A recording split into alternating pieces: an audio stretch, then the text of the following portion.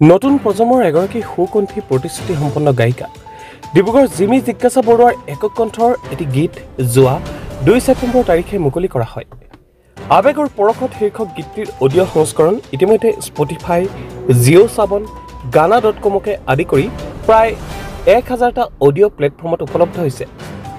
বুমন ভাৰ্গৱৰ কথা আৰু সুৰেৰে সজোৱা গীতটিৰ সংগীত ব্যৱস্থাপনাত আছে ঋগ্বেদ। গীতটিৰ ভিডিঅ'গ্ৰাফি অতি সুন্দৰ। ডিব্ৰুগড়ৰ বিভিন্ন প্ৰান্তৰ মনোমোহা লোকেশ্যনত দৃশ্যগ্ৰহণ কৰা গীতটিৰ ভিডিঅ'গ্ৰাফি নিৰ্দেশনা সৌৰভ জ্যোতি দাসৰ। পৰিচালকে এটি নিতুল কাহিনীৰ মাজেৰে আগবঢ়াই নিয়া গীতৰ দৃশ্যাংশত অভিনয় কৰিছে অনুৰাগ শৰ্মা, গীতাশ্ৰী ৰাজখোৱা আৰু বিকাশ গোহাঁই। মুঠ কথাত গীতটিৰ সৈতে জড়িত শিল্পী কলাকুশলী আটায়ে তৰুণ প্ৰজন্মৰ। নমস্কাৰ, মই গীতাশ্ৰী ৰাজখোৱা। আজি আমাৰ গীত এটি ৰিলিজ হৈছে, নামটো আবেগৰ পৰশত। কণ্ঠদান কৰিছে জিমি জিজ্ঞাসা বৰুৱা।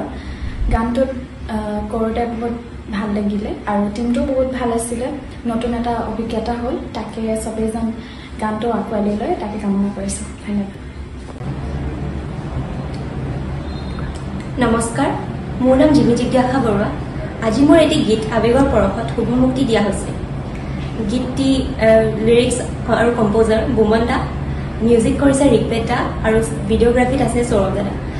আশা কৰিছোঁ আপোনালোক সকলোৱে গীতটি খুব মৰম দিব আৰু ভালদৰে আঁকোৱালি ল'ব। ধন্যবাদ।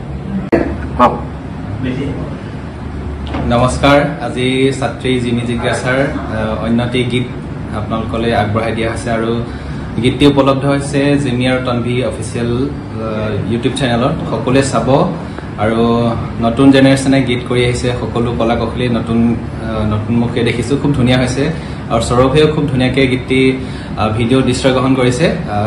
ভাল হ'ব আৰু ভাল হওক, কাম কৰি যাব বুলি আশা ৰাখিছোঁ আৰু সকলোৱে আশীৰ্বাদ কৰিব যাতে এনেধৰণে আমি গীত কৰিবলৈ সাহস পাওঁ আৰু সকলোৱে আৰু চেনেলটি ছাবস্ক্ৰাইব কৰিব বুলি মোৰ ফালৰ পৰা অনুৰোধ জনাইছোঁ। নমস্কাৰ, আজি জিমি জিজ্ঞাসাৰ এটি খুব সুন্দৰ গীত আমি ৰিলিজ কৰিলোঁ। গানটো খুব ভাল হৈছে, কাম কৰিও ভাল লাগিলে যথেষ্টখিনি আৰু আমি সকলোৱে যাতে আদৰি লয় আমি সেইটোৱে আশা কৰিছোঁ।